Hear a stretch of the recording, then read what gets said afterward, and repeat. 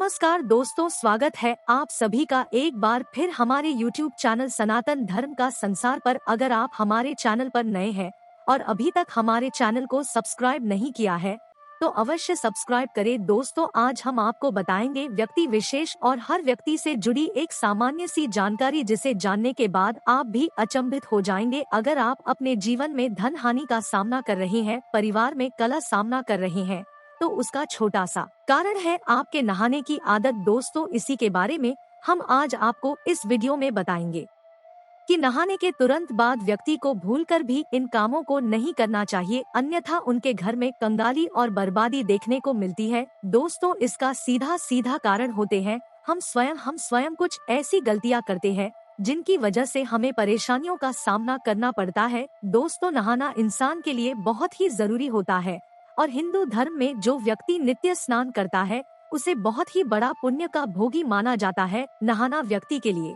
जरूरी होता है। आमतौर पर व्यक्ति नहाने के लिए बाथरूम में पानी की बाल्टी भरता है और उससे वो व्यक्ति स्नान करता है। ये तो बहुत ही अच्छी आदत है, लेकिन कई लोग क्या करते हैं कि नहाने के बाद बाल्टी और जो नहाने की सामग्री होती है उसको यकायत ऐसे ही छोड़ देते हैं। बाल्टी में आधा जल भरकर ऐसे ही रख देते हैं।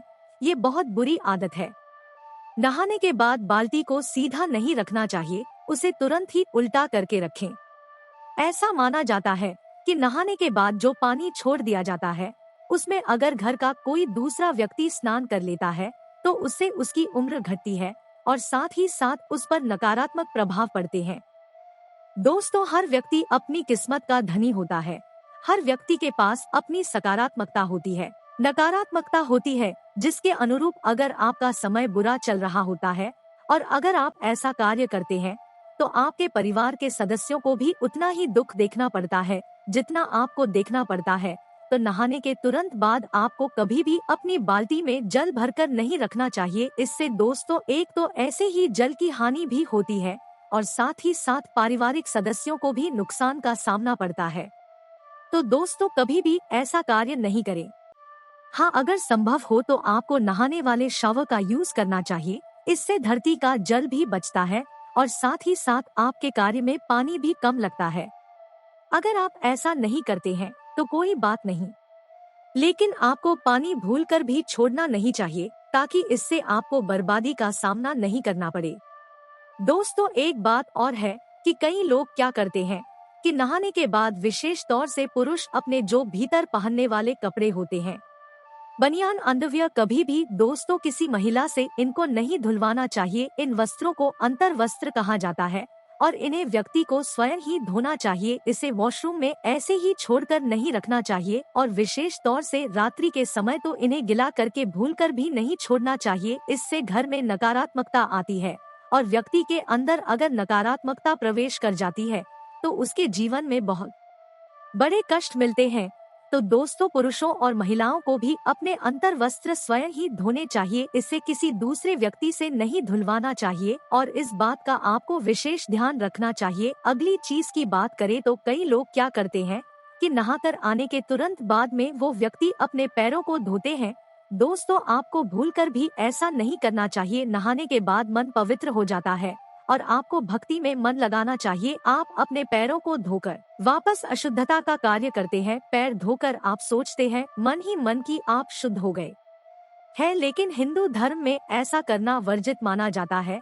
हिंदू धर्म में पैरों से सिर की तरफ स्नान किया जाता है। अगली चीज है कि नहाते समय व्यक्ति को भूलकर भी मौन होकर नहीं नहाना चाहिए। हिंदू धर्म में ऐसी परंपरा है कि नहाते समय मंत्रों का उच्चारण किया जाता है, हरि भजन का उच्चारण किया जाता है या मन ही मन कोई गाना गुनगुनाते हैं। जब आप नहा रहे होते हैं तो मौन होकर व्यक्ति को कभी भी नहीं नहाना चाहिए। वैज्ञानिक दृष्टि से भी इसे गलत माना गया है। दोस्तों, विशेष तौर से सुहागिन महिलाओं को नहाकर आने के बाद तुरंत सिंदूर नहीं लगाना चाहिए। ऐसा माना जाता है कि अगर कोई महिला ऐसा करती है तो उससे उसके पति की आयु कम होती है। हाँ, सिंदूर तो नहाने के बाद ही लगाया जाता है, लेकिन जब आप नहाकर आए तब ध्यान रखना है कि अगर आपके बाल गीले हैं तब आपको सिंदूर नहीं लगाना चाहिए। ऐसा करके आप सिंदूर का अपमान कर रहे हैं और इसके साथ ही आपके ऊपर नकारात्मक प्रभाव आते हैं, नकारात्मक विचार आते हैं तो आपको इसे लगाने से बचना चाहिए। हाँ, आप उसके बाद लगा सकते हैं। दोस्तों, इसी तरह नहाने के तुरंत बाद आपको कभी भी नुकीली चीज जैसे कि नेल कटर का यूज हो, शेविंग हो, ये चीजें नहीं करनी चाहिए दोस्त। तो ये चीजें नहाने के पहले की जाती है।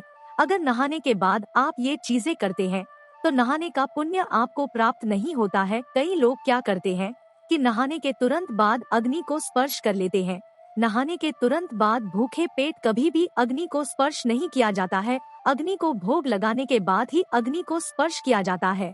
तो दोस्तों, जब भी महिलाएं और पुरुष चाहे कोई भी हो, नहाने के तुरंत बाद आप चूल्हे को कभी नहीं छुए। ग्रामीण इलाके में जो रहते हैं, गांव में जो रहते हैं, वो इस बात को बखूबी जानते हैं। तो आपको क्या करना है, कुछ भी एक दाना या आप फल भी खा सकते हैं।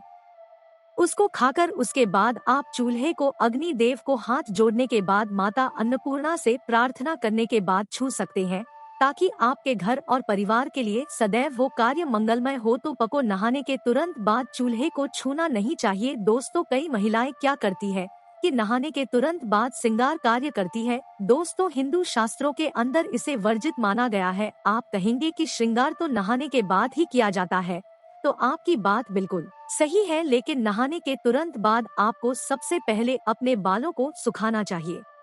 और अगर आपके खुले बाल है तो इसे आपको पहले लेना चाहिए। दोस्तों, ऐसा माना जाता है कि खुले बालों में नकारात्मक शक्ति बहुत ही जल्द प्रवेश कर जाती है, और गीले बालों के साथ में नहीं, बल्कि आपको गीले बालों को सुखाकर ही आपके आगे भले कार्य करने चाहिए। तो अगर आपके बाल गीले हैं तब आपको कभी भी श्रृंगार कार्य नहीं करना चाहिए, ताकि आपको उसका पुण्य प्राप्त हो, ना कि आपको उसका नुकसान देखने को मिले। कई लोग क्या करते हैं कि नदी स्नान करते हैं, तो आपको ये जरूर ध्यान रखना चाहिए कि जब भी आप नदी स्नान करें तब नदी का स्नान करने से पहले सबसे पहले आपको अपने हाथों से, आप जब नदी के अंदर प्रवेश करें तब आपको नदी माता को प्रणाम और साथ ही अपने स्वास्थ्य की अच्छी मनोकामना मांगने के साथ ही नदी में प्रवेश करना चाहिए। और जब आपका स्नान पूरा हो जाए तब आपको ध्यान रखना चाहिए कि जल की कुछ बूंदे आपको भगवान सूर्यदेव को अर्पित करनी चाहिए। अगर आप ऐसा नहीं करते हैं तो आपको नदी स्नान का पुण्य प्राप्त नहीं होता है। शास्त्रों में भी ऐसा कहा गया है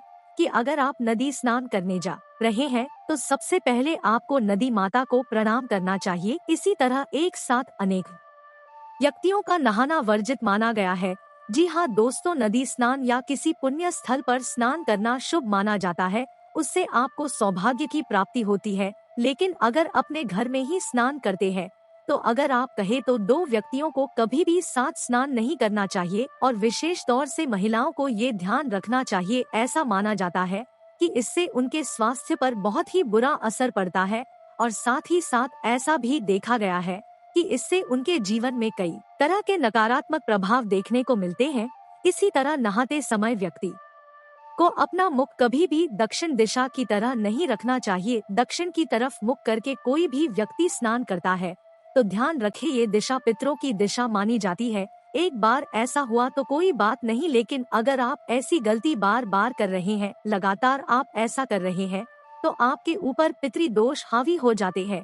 तो आपको इससे बचना चाहिए। दोस्तों, इसी तरह माना जाता है कि सूर्यास्त के बाद कभी भी स्नान नहीं करना चाहिए, विशेष जब सूर्य अस्त हो रहा है उस समय। उसके बाद आप गर्मी की थकान में रहते हैं और कई व्यक्ति स्नान करते हैं, अच्छी आदत है, लेकिन आपको सूर्यास्त के समय, जिसको गोधू बेला कहा जाता है, उस समय विशेष तौर से आपको स्नान करने से बचना चाहिए, अन्यथा आपको कई प्रकार की हानि का सामना करना पड़ता है। इसी तरह जो छोटे बच्चे होते हैं, छोटे बच्चों को नहाने के तुरंत बाद आपको काला टीका लगाना भूलना नहीं चाहिए। ऐसा माना जाता है कि छोटे बच्चे देवात्मा होते हैं, उनके ऊपर उनके विकार नहीं होते हैं, जिसकी वजह से नकारात्मक शक्तियाँ उन पर बहुत जल्द हावी हो जाती है। तो आपको भूलकर भी उन्हें नहाने के बाद कोरा नहीं रखना चाहिए, तुरंत बाद काला टीका लगा लेना चाहिए, ताकि उनको कभी भी बुरी शक्तियों का सामना ना करना पड़े और बुरी शक्तियाँ उनको कभी भी परास्त नहीं कर पाए। आज के लिए बस इतना ही। तो दोस्तों, आपको यह जानना कैसी लगी हमें कमेंट में अवश्य बताएं। वीडियो को लाइक करें, कमेंट करें और अपने दोस्तों के साथ भी शेयर करें। धन्यवाद।